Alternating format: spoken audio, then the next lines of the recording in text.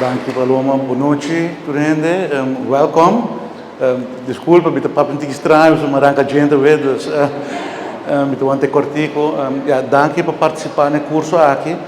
Ora, ma bir minister, bota escuta hopi coisa, bota hopi informação e não sabe a situação financeira não está fácil, não sabe tem hopi reto financeiro de nos hogar e não está de dia para outro, para cambiar, para pôr full situação econômica. Pero coisa possível por se cambia a própria maneira como manejar as finanças e ora conosco há diferentes conselhos que é importante para a população também ter um entendimento como manejar as próprias finanças.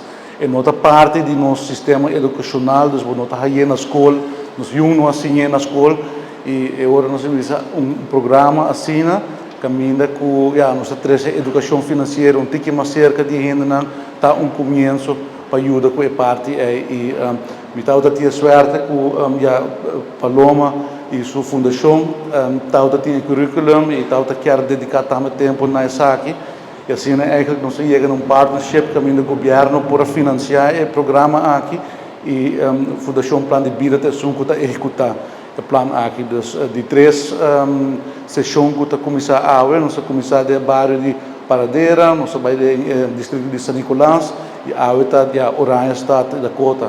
Dus contente com você tem, espero que você tenha algo de curso aqui que também está useful. Hope êxito e êxito também na Paloma e danke trobe para ajudar-nos com o programa aqui. Boa noite. Boa noite.